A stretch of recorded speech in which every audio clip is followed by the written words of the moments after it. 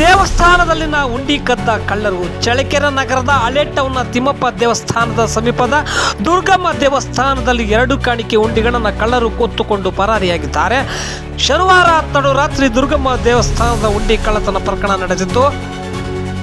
ದೇವಸ್ಥಾನದ ಪೂಜಾರಿ ತಿಪ್ಪೇಸ್ವಾಮಿ ಮನೆಯವರು ಹೊರಬಾರದಂತೆ ಹೊರಗಿನಿಂದ ಚಿಲ್ಕ ಹಾಕಿ ದೇವಸ್ಥಾನದ ಬಾಗಿಲ ಬೀಗ ಮುರಿದು ದೇವಸ್ಥಾನದಲ್ಲಿದ್ದ 2 ಕಾಣಿಕೆ ಉಂಡಿಗಳನ್ನು ಹೊತ್ತುಕೊಂಡು ಹೋಗಿದ್ದಾರೆ.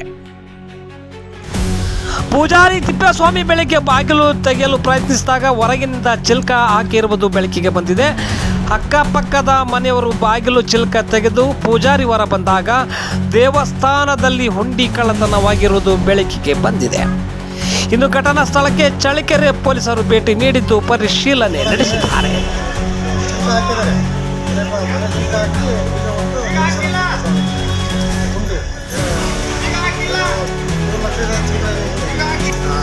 ಎರಡು ಯಾವ್ದಲ್ಲಿ ಎಷ್ಟು ಗಂಟೆಗೆ ಆಗಿರ್ಬೋದು? ನಾನು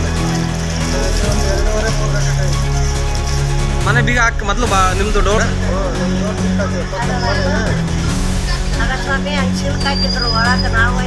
ಮೊದಲು ಹೊರಗೆ ಹಾಕಿದಾರಲ್ಲ?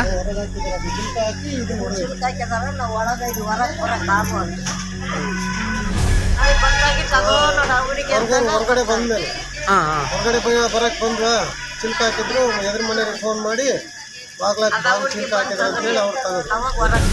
ನಿಮ್ಮ ಹೆಸರು?